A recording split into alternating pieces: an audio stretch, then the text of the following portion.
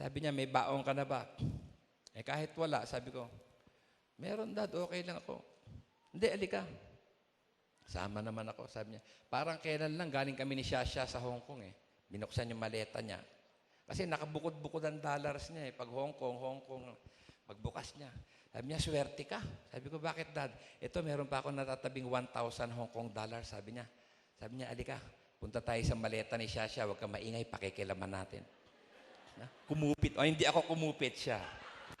Kumupit siya. 300. Sabi niya, ito, Junior, 1,300. Baon mo. Sabi ko sa tatay ko, Daddy, nakita mo, pati ikaw ginamit ng Diyos. Sabi niya, bakit? Wala pa ako sa Hong Kong, may Hong Kong dollars na ako. Sabi ko sa daddy ko, ano po?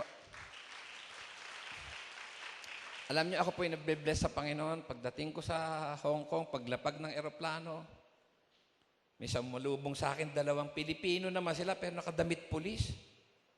Sabi ba naman sa akin, ikaw ba si Kison? Hindi ako makasagot, baka iposas ako eh.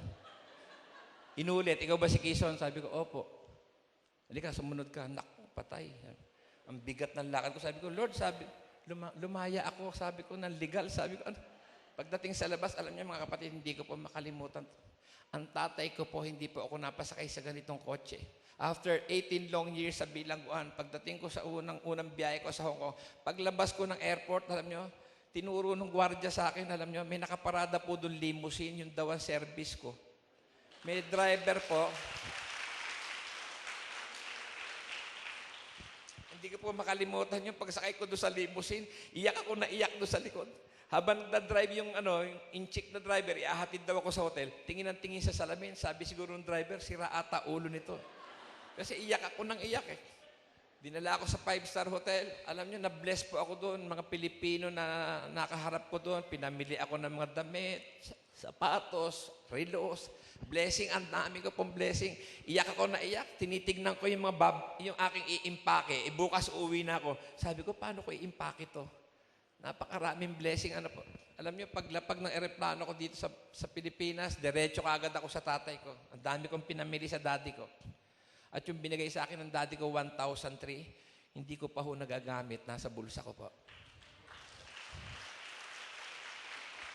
Daddy, sabi ko, binigay ko sa kanya, dami. Sabi niya, ano ito? Sabi niya.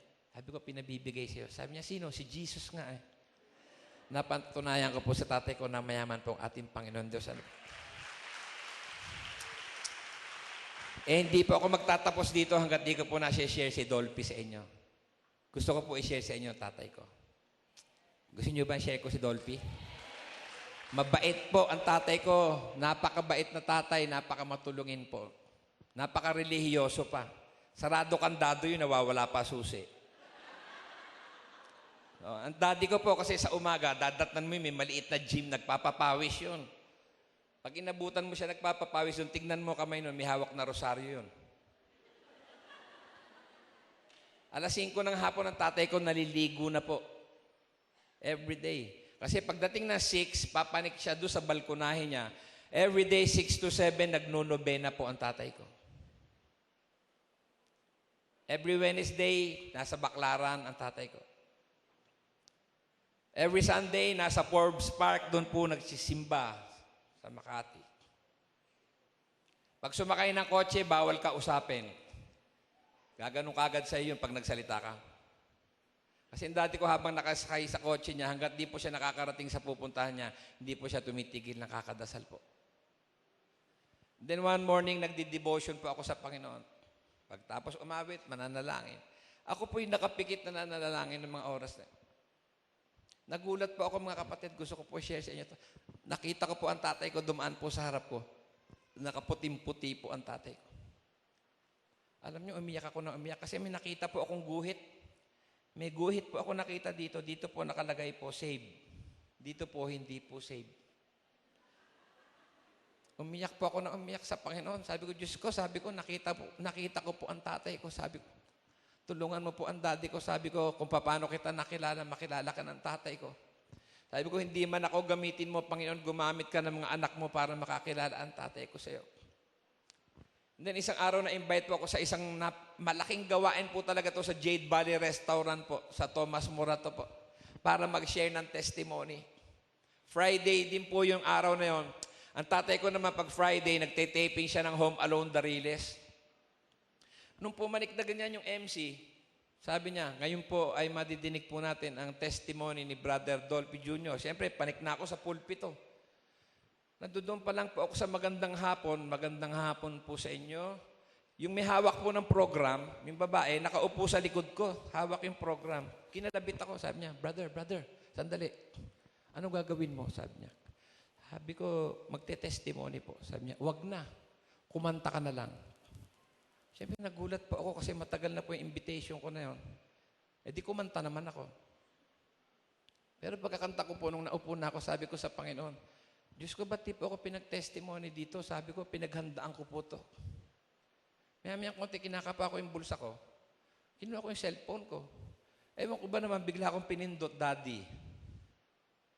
Sumagot ang driver ng tatay ko. Sabi niya, ano yun? Kausapin ko, Daddy. Binigay sa tatay ko. Sabi ng daddy ko, Junior, anak, ano yun? Sabi niya. Sabi ko, Daddy, anong oras pa ka ako ang break time mo dyan sa ABS? Ang sabi ng tatay ko, 7:00. Sabi ko sa daddy ko, Daddy, tamang-tama. Sabi niya, bakit? Sabay na tayo kako maghapunan dito. Nagalit siya. Hindi pwede. Sabi niya, dami-daming kinukunan eh. Tatawagan kita mamaya. Hindi pinatay ko po. Alam niyo, nagulat po ako mga kapatid. Wala pa 5 minutes po. Rumiring po ang cellphone ko. Nakita ko po tatay ko. Sabi ng daddy ko, asan ka ba? Daddy, Jade Valley Restaurant. Malapit lang ako sa ABS. Nagulat po ako nung sumagot ang daddy ko. Sabi niya, sige, entayin mo, darating ako. Hindi ko po ina-expect yun. Kasi ang daddy ko, wag lang kami magtampo sa kanya. Oo lang ng oo, tatay ko. Pero nagulat po ako mga kapatid. Nakita ko po ang tatay ko. Eksaktong 7:00 po. Nakatayo po doon sa pintuan ng Jade Valley Restaurant ng tatay ko. Na kung paano ko po siya nakita nung nananalangin ako. Nakita ko po ang tatay ko doon, naka-all white po. Puting-puti ang tatay ko. Tinatawag ako, pero galit na galit siya. Sabi niya, paglapit ko po sa pinto, sabi ng daddy ko, ano ba ito? Sabi mo, maghahaponan tayo. Oo nga, Daddy, maghahaponan. Ano nga to kasi libo ang tao eh. Sabi ko, Daddy, gawain ng Panginoon. Inakay ko na siya papasok, hindi na po siya nakaiwas. Ano po? Pero alam niyo mga kapatid, ang talaga pong may programa ng buhay natin ng Panginoon Diyos. Hindi ko po makalimutan yung araw na yun kasi pag-upo ng tatay ko sa unahan, may isang lalaki lumapit sa mikropono. Sabi ba naman ng lalaki, ngayon po madidinig po natin ang testimony ni Brother Dolphy Jr. Hindi po kasi ako nadidinig ng tatay ko mag-share ng testimony. Pero alam ng tatay ko, naglilingkod ako sa Panginoon Diyos. Alam niyo mga kapatid, ako'y nagpapatotoo na po, iyak ang tatay ko sa unahan.